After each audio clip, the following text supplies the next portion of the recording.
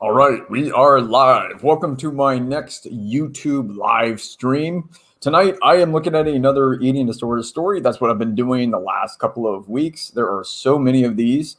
And this one is from Daniela Fernandez. It looks like she is from Colombia. She was born in Colombia, and then her family moved to the United States. I think she's based in Atlanta, I think she said that in one of her videos. I don't know where Daniela lives, but I'm just saying. Which goes to show you that eating disorders are not exclusive to Western countries. That was the first thing that stood out to me, is that this stuff is spreading. As the Western beauty ideal goes around the world, as other countries kind of adopt our ideals, and I'm not blaming this exclusively on ideals. I actually think this is just a part of economic development. When a country is developing, it's trying to solve problems like poverty and hunger. And then as those countries develop, they have problems like obesity and anorexia. I think that's what's happening in the developing world. And Daniela was, kind of a victim of this. She looks pretty young. I don't know how old she is, late teens, early 20s, but her story started when she was a young teen, like 14, 15, which usually is what happens. So I've got a bunch of points here. I'll try to get through as many as I can in about 30 minutes. I'll do questions at the end. Super chats are open if you want to do that too. So let's begin. Daniela Fernandez's eating disorder story. Remember, the point of this is to learn more about eating disorders and how to recover from them. That's it. All right, let's go. Happy with it. By the beginning of 2014, I started comparing myself with my friends a lot. So they were all like skinnier or prettier than me. It's usually where it starts, comparison, right? You see other people who have something that you don't have. The other girls were skinny. So she looked at these other girls who were skinny. She wasn't born with this idea that skinny was good. I don't think that's completely innate. Somebody taught her that skinny was good, that skinny was the ideal. I don't know if it was mass media, social media. I don't know how much social media she had back then. This is like 2015, 16, so it was like fully developed at that point. But she saw that the skinny girls probably got more attention from the boys, and she said, hey, if I look like that, I'll get more sexual attention. I mean, this stuff happens every day. The skinny girls are more popular and they get more compliments. So that's what she was doing. And this is at a school. She's only comparing herself within that school. She's not, forget Instagram, right? I mean, Instagram, and I think especially Instagram, because it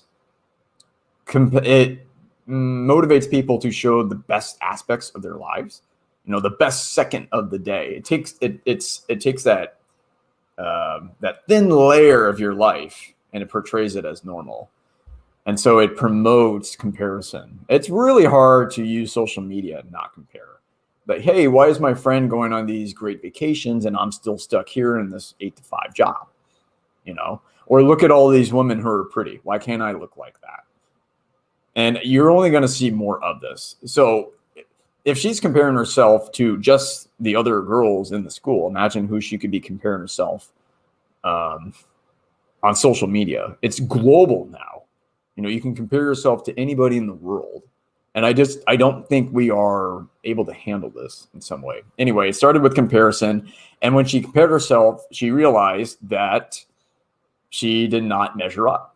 She did not meet that standard. She was not pretty enough. So she had to do something about it.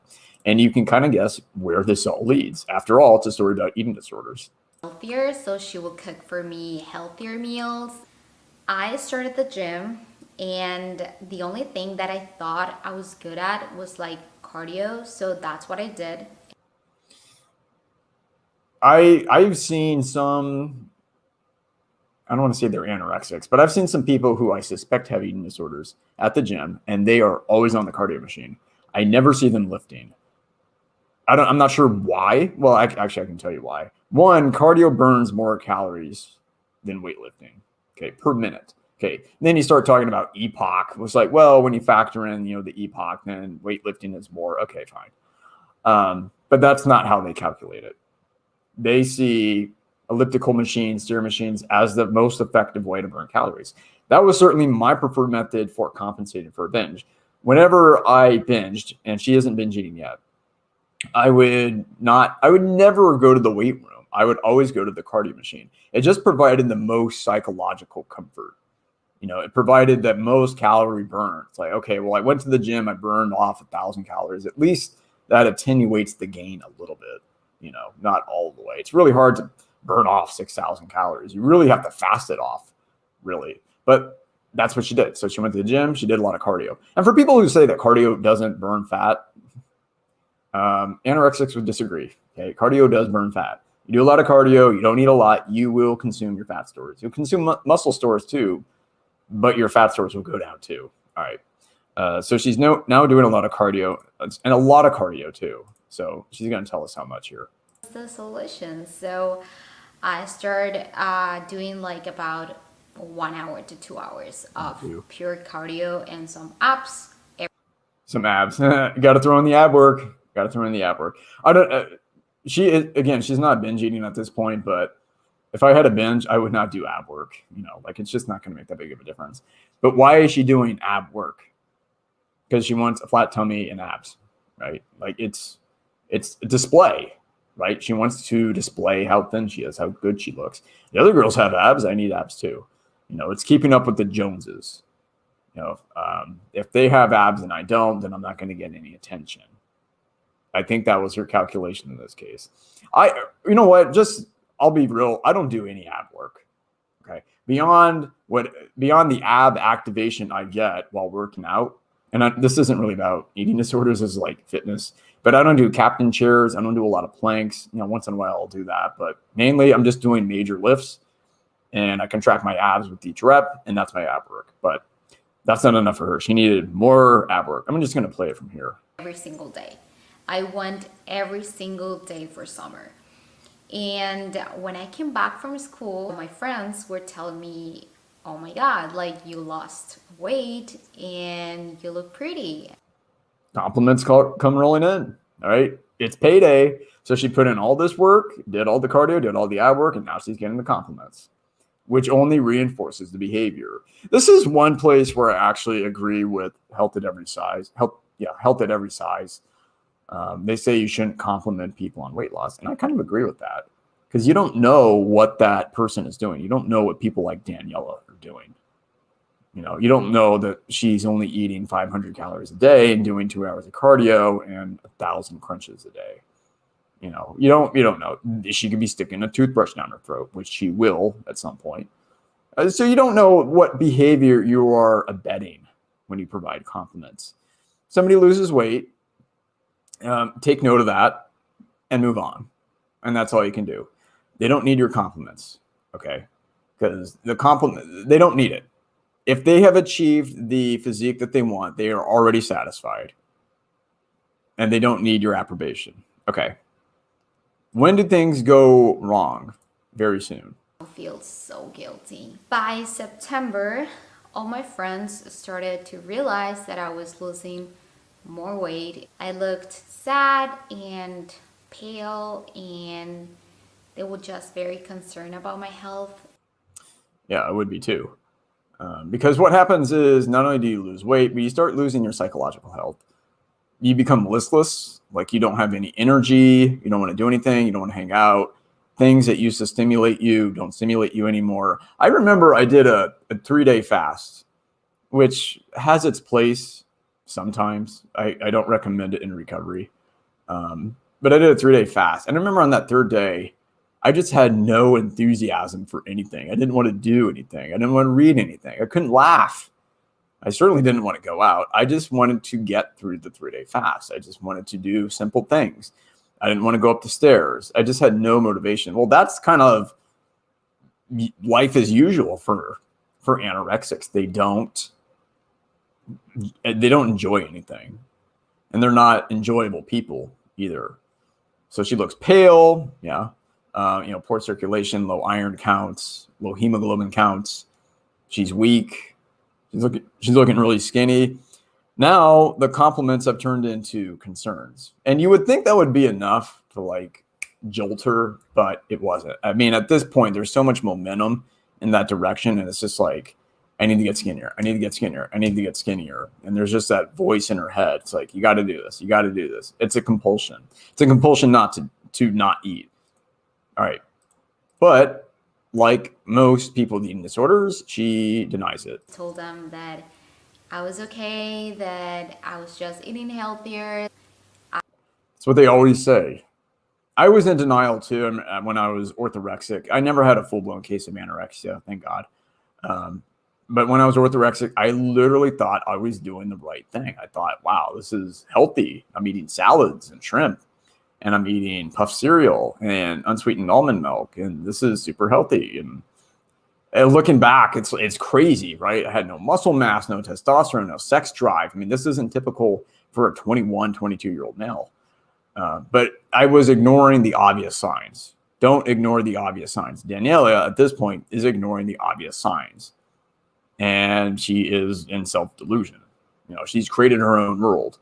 And this is what anorexics, orthorexics do. They deny the problem, deny, because they don't want to hear it. You know, they just want to do their own thing, and they're convinced that they are on the right path. They are true believers in a sense. I was low in energy. I was very sad all the time. I couldn't stop thinking about food, and I couldn't concentrate anymore. Question: how do you achieve anything if you can't concentrate? How do you get through school? How do you do a job? You don't. Well, you can, but you just don't do it very well. Like, you can't show up and be 100% at a job or in school if you have an eating disorder. It's just not possible. So now she has deprived her brain of energy. What do you think her brain is doing? It's like, we need food, we need food, we need food. And when you have that constant noise, like, how do you think about anything else? It's like if you were trying to meditate and there was a car alarm going off outside, you know, how well can you meditate in that state? Probably not very well. All right. So now she has physiological effects. She has psychological effects. She can't concentrate. This is getting worse here. All right, let's talk about meal plans. So she works with the dietitian. You know, this is Colombia. I think she's still in Colombia at this point. So who knows what kind of care they have down here, down in Colombia? Who knows what the quality of dietitians is? Do they even have eating disorder specialists down there? Do they have coaches in Colombia? I don't know. Although if you live in Colombia, you need a coach. You can, you know, find it on the internet, but who knows what kind of resources she had. That's my point. And I was just trying to live better and eat healthier and be active and all of that. So my dietitian gave me a meal plan and I started following it. My mom was helping me a lot. So she will stay with me at home and make me breakfast, lunch, and unfortunately, she had a mother who cared, and who knows how well her parents understood the situation. And who knows how common this is in Colombia? I don't know. I mean, parents in general are not prepared for this kind of behavior. You know, they're prepared for the rebellious teen. They're not prepared for the teenager that starves herself. You know, what do? I kind of empathize with parents. It's like, you know, you're not prepared for this and you feel helpless. But at least she's following the meal plan. At least she had a dietitian. Now, some people will say, you don't need a meal plan in anorexia. You know, you just need to eat and eat. Yeah, but it's better than what she was doing. You know, if she was eating 500 calories a day and she goes up to 3,000 a day, maybe that's not enough. Who says that's not enough? You know, what is the optimal rate of weight gain in recovery? That's a question I don't know. But at least she's doing something. And I'm glad that she is receptive to help. So let's see if that works. And with what I wanted to eat every day. That's when I started to lose weight again. I just thought that I was already weight restored and that I didn't need as much food as before. So she gets off the plan and she thinks she's weight restored. It's hard to say when you are truly weight restored. BMI in this case might be somewhat useful. I know the health at every size crowd will like crucify me for saying that, but usually healthy people are between 21 and 23 BMI. Okay. That's this 18 to 24 stuff. Forget that. 21 to 23 seems to be a reasonable goal. Okay. She thought she was weight restored, but keep in mind when you are in that state, when you're anorexic, orthorexic, you have very disordered, you have a very distorted body image in the first place. What you think is normal is not normal. Okay. What you think is a weight restored weight is not weight restored. So I don't know what that weight was. I don't know how much she weighed. I don't know how much she thought she needed to weigh. You know, maybe she thought, well, I'm 40 kilos now, or let's say like 90 pounds, when she really should have been like 120, 125. You know, like what is the optimal rate for her? And if she were weight restored, she probably wouldn't have all these thoughts anymore. So weight restored is not just physical, it's also psychological. I could like talk forever about that, but anyway.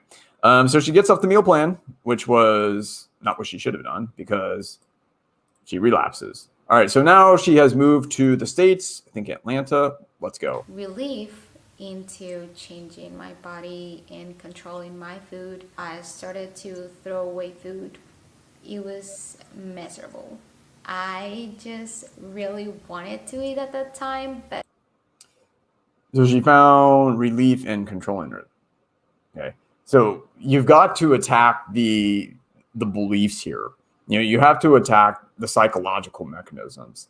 And for her, it was, I found relief in controlling things. I found relief in safety and refuge and controlling how I ate. Okay, that was her comfort zone. That's what she wanted. Now, most people would look at that and say, why would anybody starve herself? You know, what's the advantage? Well, it provides that sense of comfort. It's like, haha, I have control over this. At that age, 16, 17, you don't feel like you have much control over your life. You're immature, you're insecure, don't know where you're going, but this is like the one thing that you can control. So yeah, there is relief in that and safety too. So that's probably why she got off the meal plan. The meal plan is one component, but there's got to be like a psychological intervention here, which I'm not detecting. Anyway, so she finds comfort in doing that, and now she's losing even more weight. my head was just so loud and I just couldn't do it. And I didn't have any help. I wouldn't talk to anybody. She says she didn't have any help. I don't know like what kind of help. Like, is that professional help, family help, whatever? But yeah, those voices are loud. Like, keep going, keep going, keep going, go all the way. That's what she's hearing. I remember hearing that on the other end, like when I was binge eating and restricting. It was like, yeah, you got to keep doing this. You got to keep doing this. You got to keep doing it. I mean, that's the definition of compulsion, right?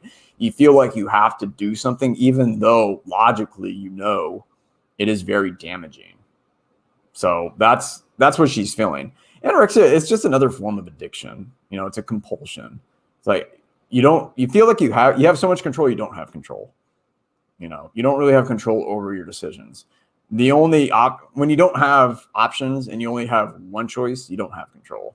That's just it. All right. So this is going to affect her family now too. All right. Hospital.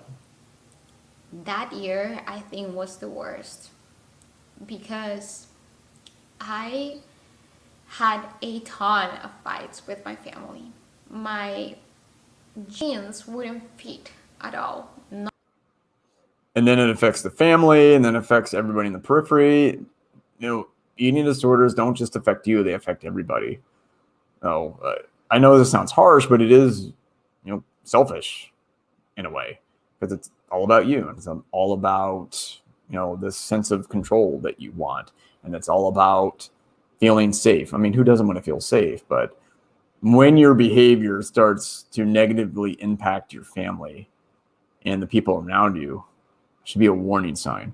It did for my family. Like, I didn't tear apart my family, but it did cause a lot of concern. It didn't make my family stronger in any way. So that's something that I regret, and she probably regrets it too. Anyway.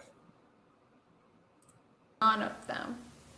Whenever I will go and buy some clothes, I'll feel so bad because nothing fit.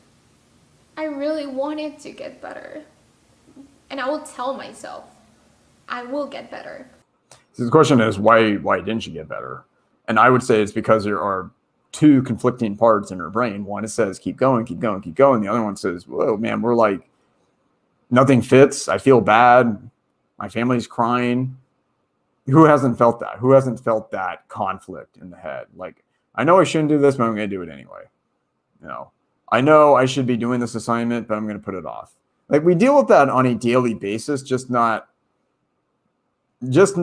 different context.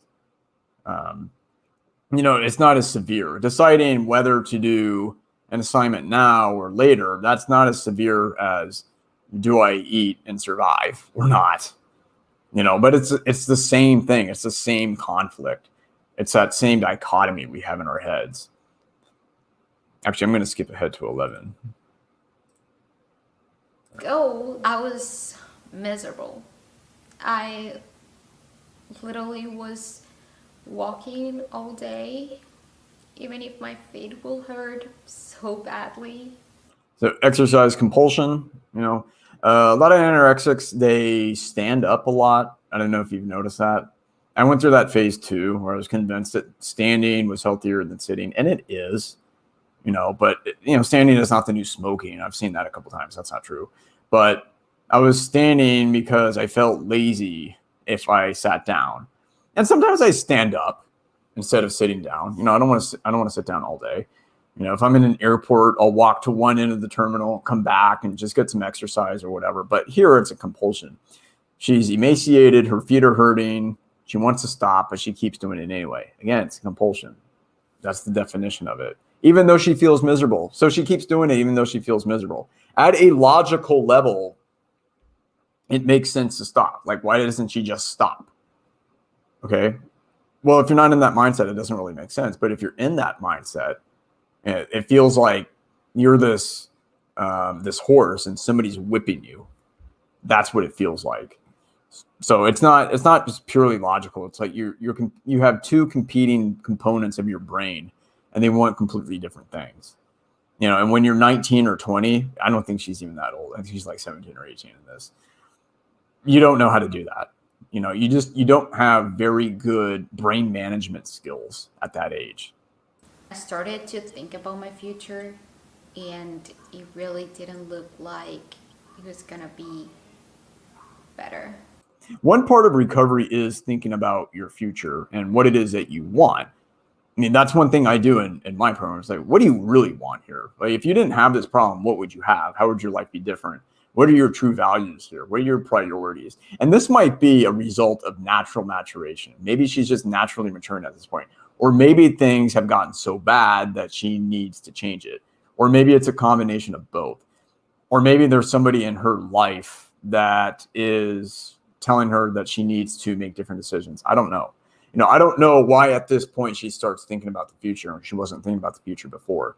Usually you start thinking about the future when you're, 14, 15, like, what do I want to be when I grow up? But maybe things have reached such a point that she can't help but think, what do I want? Where is this really going here? When am I going to change course? Anyway, we don't know. We can't open her brain and figure it out. Let's go ahead here. Where I had to eat 4,000 calories in total a day. So to give you context here, she is on another recovery plan. I don't think she's inpatient yet, but notice that she was eating 4,000 calories a day. Not 8,000 calories a day, not 9,000 calories a day, not 10,000 calories a day. She's not doing one of these stupid 10,000 calorie challenges. She's not having epic cheat days. But when you're anorexic, 4,000 is a good start. Is that optimal? I don't know. Should you just feed yourself as much as possible? Should you just eat, go crazy and have thousands and thousands of calories? There's a whole debate about that. I tend to steer towards solutions like this, 4,000 a day. If you're at 500 a day, 4,000, that's a good start. You'll gain weight on that. Do you have to gain the weight in a certain amount of time? How severe is your condition? This is where a well-trained dietitian can really come in, can be really, really useful. And not just any dietitian, but I think a dietitian that specializes in eating disorders, especially with young females like this, can be the difference maker, sometimes even a lifesaver. But this idea that you should just go to the local bakery and stuff your face and eat as much as possible, that seems a little reckless to me. So she's eating 4,000 calories a day. not crazy amounts. And then she moves. Okay, so now she's inpatient. She goes to New York. So I started to drop the calories again, and it was like the biggest mistake ever. Same thing. She went on this high calorie diet. She gained some weight. She started to recover, and then she reverted. Doesn't sound to me like there has been enough psychological intervention here. That's the key. It's like before you even start recovery, ask yourself, wait, what are the potential barriers? What are the potential challenges? How can I prevent that the next time? Like, how can I make sure that I don't revert? How do I deal with the relapse? How do I know that I am relapsing? Do that before you even start. Okay, I can't blame her. I mean, she's a young female. She's not thinking about this. This stuff wasn't obvious to me just a few years ago. But whoever's working with her, I mean, didn't they have that plan? Like, hey, what happens if you revert? How can we make sure you don't revert? Otherwise, it's just going to be the same result. And I realized that the only thing that could help me was myself. That I really had to do things right. That I couldn't just be talking and asking other girls how they did it. You're right. It doesn't matter what help you have, dietitian, coach, psychologist, whatever.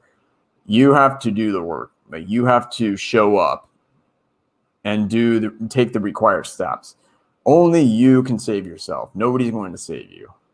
Nobody. So this is, again, I'm seeing a lot of maturation here, thinking about the future. And then I'm the only one who can do this. Maybe that's just maybe she's just maturing naturally. I don't know. I don't know a lot of the details about the interventions that she had. That's one thing missing from the video. Be interesting to know. Treatment at the clinic, it was easy because I was being watched 24/7. I was having to complete all my meals, and the nurses were there to make sure I didn't hide any food. But when it came to my house, when you are in a closed environment and people are watching you and you can't cheat, it's easy to behave well. But again, she's not going to be there forever. So what's the plan? When you go back home and people aren't watching you and people aren't preparing your meals, how do you plan to maintain your progress? It's kind of like binge eating. Let's go to the other end here. Like, if I locked you in a room for 28 days and I prepared all your meals, you wouldn't be able to binge. But if I let you out into the wild and you could go to grocery stores and restaurants and use, Grubhub and order food, would you be able to make the same decisions? And the only way you make real progress is when you have the ability to make the wrong decision and you still make the right decision. But you have to be in an environment where you can exercise that free will. And when you're in an inpatient rehab, you don't really have that. That to me is one of the biggest problems with those kinds of treatments is, one, they're insanely expensive. Somewhere in this video, she talks about insurance and, having that covered and blah, blah. I'm not going to cover that. But when you're in the inpatient rehab, it's a fixed environment, right? Your only option is to make the right choice. People are watching you. People are tracking you. But when you're in an open environment, what choices are you making? That's the real test. That's when I had to take the difficult decision to do it for myself without anybody looking at me.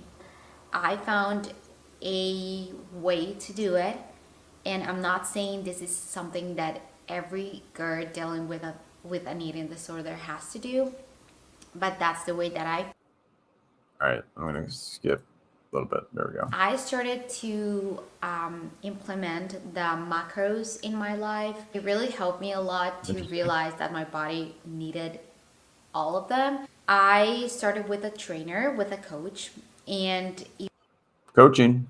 There you go. I'm surprised she would talk about macros. Like, I don't know who was teaching her macros.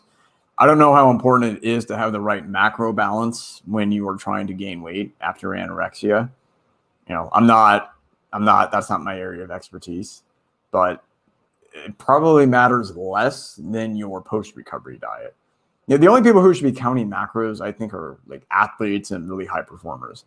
Even I don't count macros. If I could guess what they are, but I'm probably off. It's just not worth the time. And it's probably not super important when you're recovering from anorexia to get the macros just right. Obviously, I'm not saying, oh, well, just have a bunch of donuts. Who cares about the macros? No, obviously, you need to follow the rules of good nutrition. But I think the most important thing right now is a surplus. All right, I'm going to go ahead. We're going to see her mature even more here. Here she is at the gym, not doing cardio. So I started to do it by myself, and I just found a passion for fitness that I just can't even explain it. I now feel better. Again, another sign of maturation. Now she has different priorities. So her priority isn't to lose as much weight as possible. The priority here is to be fit, right? She found a passion for fitness. She's finding different interests. She's finding different things to do with her time. Instead of diverting all of her attention, that's something I talk about a lot, to calories and weight and everything else related to anorexia, she is focusing on the gym. How can I get stronger? How can I get more tone? And at this point, she probably realizes that she needs to eat more if she's going to get the body that she wants. Sometimes you have to gain weight to get the body that you want. In this case, that was very necessary weight gain. Again, another sign of maturity. Who knows where this passion came from? Oftentimes our passions, we're not really sure where they come from or why. Why am I interested in the things that I'm interested in? I don't know. I don't know. When I was 19 or 20, the same thing happened to me. I just got really interested in fitness. That was the beginning of the end for me. That was the beginning of a long journey. But where did that come from? Nobody in my life was doing it. Nobody was telling me to do that. Nobody was telling me to go lift weights or get really interested in that. Who knows? I mean, the brain's kind of a crazy thing sometimes. And then here's her doing a squat. All right. I know that it's mealtime. But other than that, I found myself with other. That's a pretty good squat. I mean, she's got about 120 degrees knee flexion, got a good back.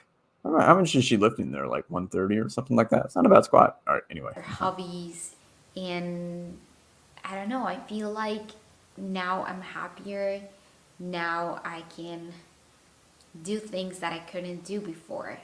And that's what happens after recovery. Your life opens up. You can do things you couldn't do before. You can go out. You can go lift weights. You have energy to do things. I say that calories are a currency, to an extent. You don't want too many of them. But if you're deficient in them, you don't have any currency. You can't do the things that you want to do. Now she has more options. Now she can do things. Now she can have fun. Now she can enjoy life. And a whole world has opened up for her. And it's fun.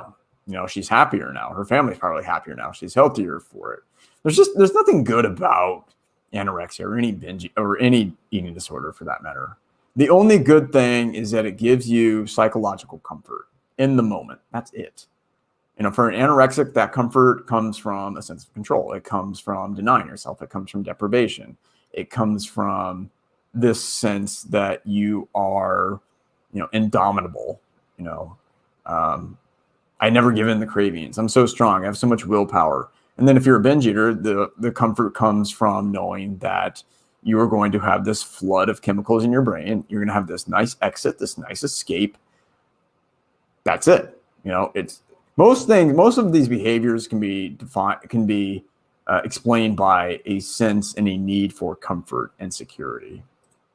And my overall mood is just better. I am able to go out with my continue to learn. Long way to go, and I'm not saying I am 100% recovered. I learned a lot, and I just want to continue to learn. She's not 100% recovered. So I forget when she uploaded this. I think this was like 2019, early 20. Maybe at this point she is. I don't know. I don't know what she means by that. I'm not 100% fully recovered. And you know what? She might never be. She might have some of those long-term effects that I talk about. Am I 100% recovered? I like to think so.